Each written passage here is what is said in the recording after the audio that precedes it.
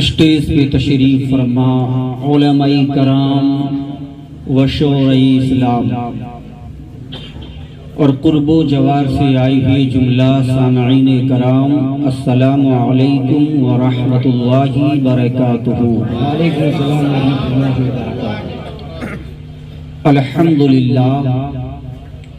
الحمد للہ رب العالمین والعاقبۃ للمتقین والصلاة والسلام على سید الانبیاء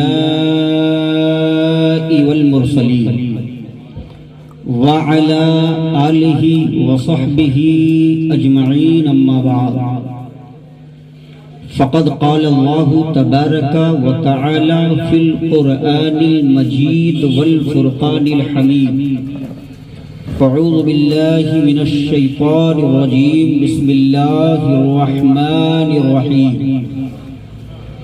یا ایہا الذین آمنوا اتقوا اللہ وکونوا مع الصادقین۔ صدق اللہ مولانا العظیم وصدق رسولہ النبی الامین المکین المتین المبین الکریم، ونحن علی ذلک لمن الشاہدین والشاکرین والحمد للہ رب العالمین۔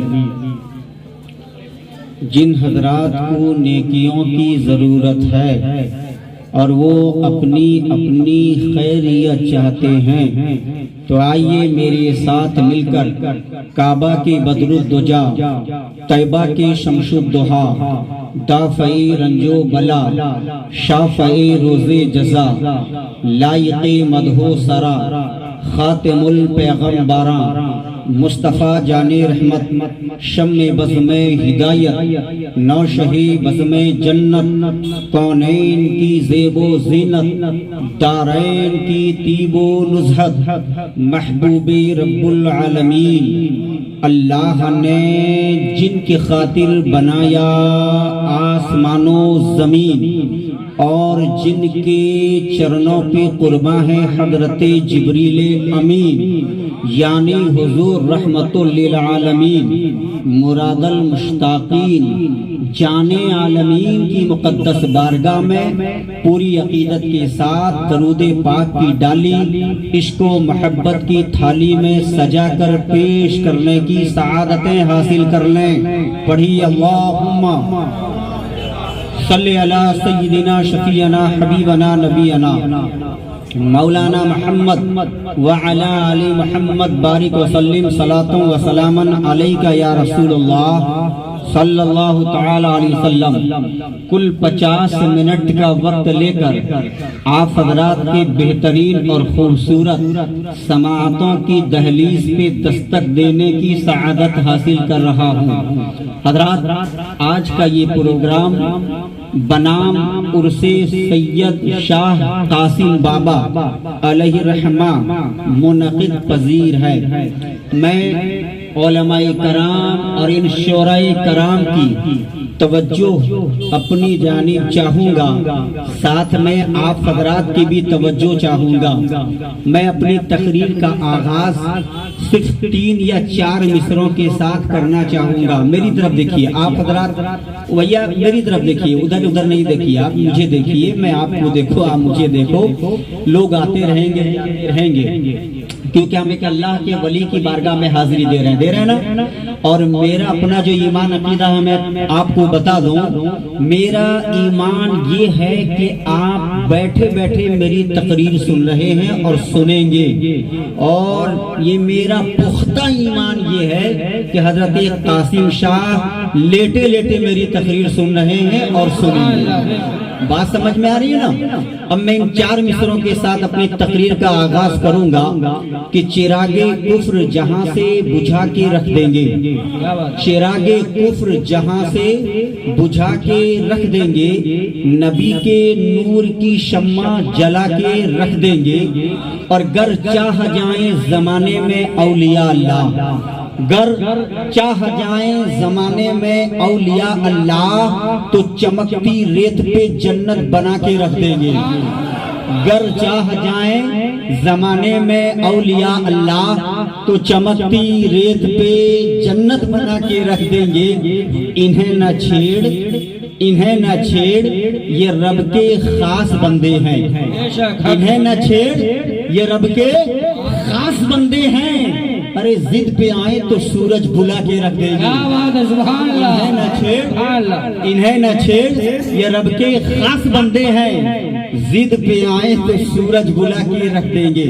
حضرات میں دیکھ رہا ہوں جتنے بھی لوگ میرے سامنے حاضر ہیں الحمدللہ وہ مجھے سن رہے ہیں اور میں کوشش کروں گا کہ کچھ اچھی باتیں تقریر تو الحمدللہ میں روزانہ کہیں نہ کہیں کر رہا ہوں. بڑے بڑے جلسوں میں تقریر کرتا ہوں لیکن آج کا یہ مجمع بڑا مجھے پیارا لگ رہا تھا. میں نے دیکھا کہ قاسم صلی اللہ نعت گنگنا رہے تھے, منقبت پڑھ رہے تھے, آپ جھوم رہے تھے, لب چوم رہے تھے, ہوٹوں سے بھی داد نوٹوں سے بھی داد. اس کے بعد جناب دانش دیا یہ بھی پڑھ رہے تھے, آپ بہت جھوم رہے تھے, ہوٹوں سے بھی داد نوٹوں سے بھی داد. اور ہمارے شاعر اسلام یہ بھی پڑھ رہے تھے, آپ جھوم رہے تھے, ہوٹوں سے بھی داد نوٹوں سے بھی داد. میں سمجھتا ہوں آپ جھوم کیوں رہے تھے, لبوں کو چوم کیوں رہے تھے, داد دے کیوں رہے تھے. اس لیے داد دے رہے تھے کہ آپ نبی کے غلام ہیں, اس لیے داد دے رہے تھے آپ مصطفیٰ کے عاشق ہیں, اس لیے داد دے رہے تھے آپ نبی سے محبت کرنے والے ہیں, آقا سے عقیدت رکھنے والے ہیں. آپ کا جھومنا مصطفیٰ کے نام تھا, آپ کا چومنا مصطفیٰ کے نام تھا, آپ کا روپیے خرچ کرنا مصطفیٰ کے نام تھا. میں بیٹھے بیٹھے دل سے میری دعائیں نکل رہے تھے, اے اللہ یہ جو تیرے نبی کے نام پہ لٹا رہے ہیں, جو تیرے نبی کے نام پہ نواز رہے ہیں, یہ جو مصطفیٰ کے نام پہ مچل کر سبحان اللہ کہہ رہے ہیں, اے اللہ انہیں اتنی دولت دے دے, اتنی دولت دے دے, اتنی دولت دے دے کہ جب جب تیرے نبی کی یاد آئے تو یہاں کے مسلمان پاکہ بازار میں نہیں مدینہ شریف میں نظر آئے. اللہ نعرہ تکبیر, نعرہ رسالت, عرس حضرت ہوگا, نعرہ تکبیر, سبحان اللہ سبحان اللہ. بہت بہت اور حضرات بڑے خوش ہیں آپ کہ اللہ کے ولی کے آستانے پہ آئے ہیں. لیکن ایک بات کہوں گا, برا مت مانیے گا, مجھے قطعی اس بات کی فکر نہیں رہتی ہے کہ دوبارہ مولانا صابر مجھے دعوت دیں یا نہ دیں. میری تاریخ ایسے ہی خالی نہیں رہتی الحمدللہ. دانش کو پوچھو تو بتائے گا. ایسے ہی میں بہت بزی آدمی ہوں. آج میں خالی تھا, ان کی تاریخ کو میں نے قبول کیا اور میری حاضری ہو گئی. مجھے اس چیز کا کوئی ٹینشن نہیں کہ آپ بلاؤ دوبارہ نہ بلاؤ. میں جانتا ہوں میرا رب خالق ہے, رزاق ہے. وہ کہاں سے رزق دے گا, وہاں سے رزق دے گا جہاں میرا دماغ نہیں جائے گا, آپ کا دماغ نہیں جائے گا.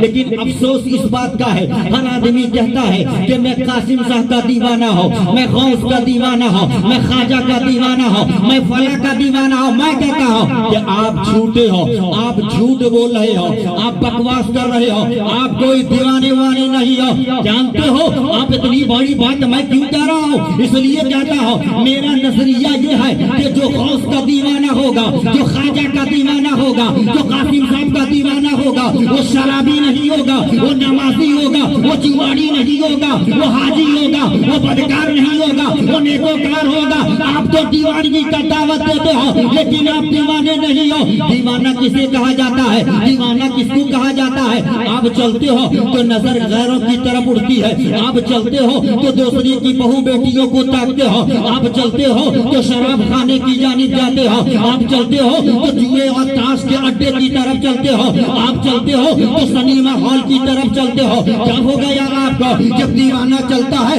تو کہاں چلتا ہے, دیوانہ جا رہا ہے مسجد کی طرف جا رہا ہے, دیوانے کا ہاتھ چل رہا ہے تو قرآن کو الٹ پلٹ کرنے میں چل رہا ہے. حضرات یاد رکھیے گا جو سچا دیوانہ ہوتا ہے, جو سچا مستانہ ہوتا ہے, جو سچی محبت کرتا ہے, اس کا مقام اتنا اونچا ہو جاتا ہے, اتنا بلند ہو جاتا ہے, جب وہ چاہتا ہے ہاتھ میں مٹی لیتا ہے اور دعا کرتا ہے تو اللہ سبحان اللہ سبحان اللہ. بہت عمدہ.